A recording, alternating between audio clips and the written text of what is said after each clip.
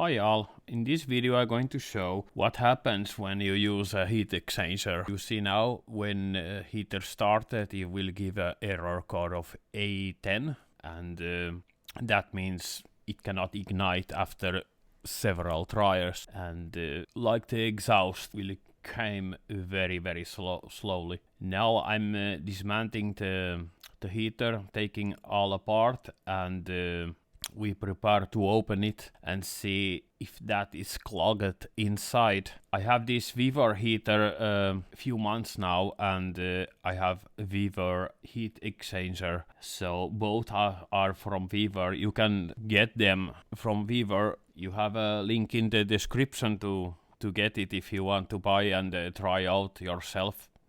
I have my friend also have the same setup and he has no problems. The problem it seems to be when you are running the heater very low setting.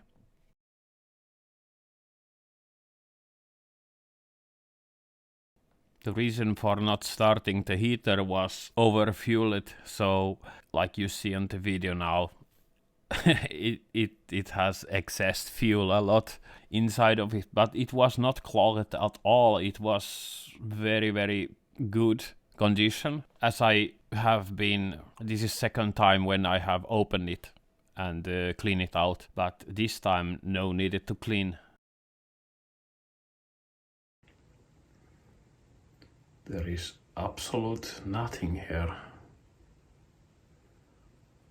Only a bit on the edge.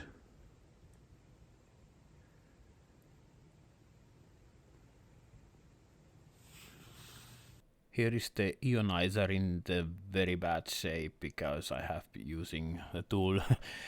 But anyways, it still works fine even that is that shape. Now I'm going to just mount the heater back up and just get all the bolts in and the new controller. Now just mounting back to where it belongs.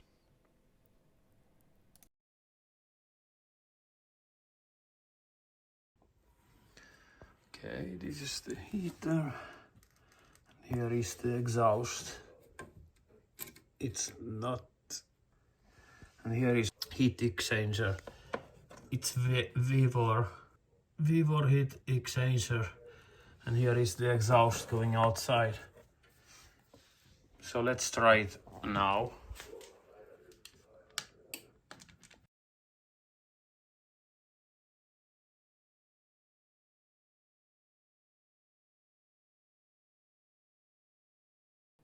The heater didn't start, so I decided to try it out without the heat exchanger, the right pipe.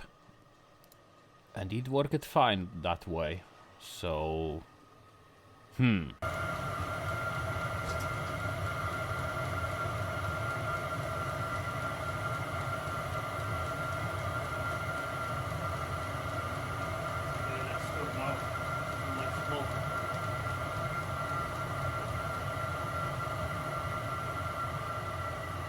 yeah, there is a lot of black. It's completely clogged.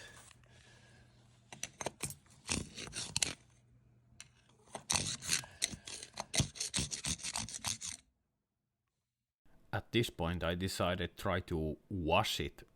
Just get running water through it.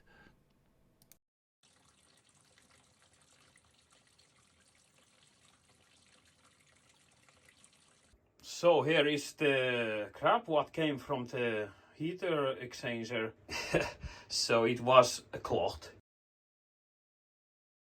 Now as I cleaned it, it's time to put it back together and try it out.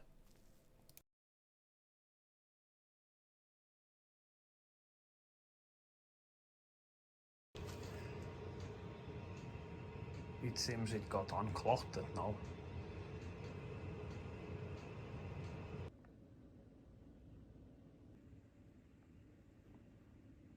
Okay, it is way better now.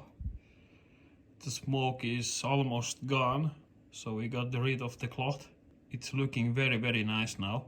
It has been running like 10 minutes. We wait now a bit more and then we try to finish it. Nuts and bolts, everything is open. We are going to set the maximum hertz rate to the 4.2 now at this time to get a bit more juice. So here is it going to heat exchange here. The water goes there and goes to the heat exchange and comes here. The water flows here. Oh, it's full.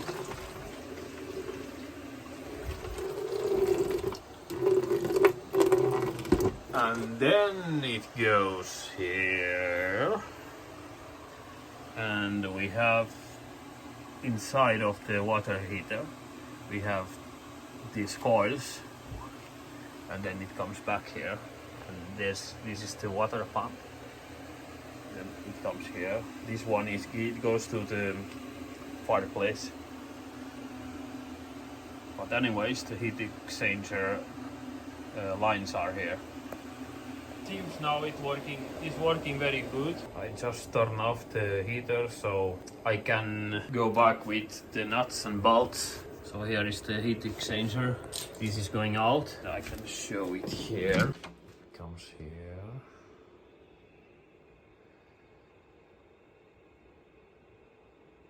It is almost not smoking anymore. So a bit a lesson. Don't run the heater under 2 hertz. Every time when I got a problem, it was on low setting, on very, very low setting. So just keep over 2 hertz. Just keep it like that. I'm going to run now full power a bit, and after that I'm going to put in 2 hertz and see how it's going to perform. I was running in 1.4, 1.2 hertz, something like that, and then 3 hours then this happened. So, and this is second time with the old controller. Yes, I did have the controller changed. Here is the controller, old controller here. I have changed the controller, and after the controller change I was able to manually get those settings set up. Not much smoke anymore coming. Heater has been now running a bit, so I will end this video here now.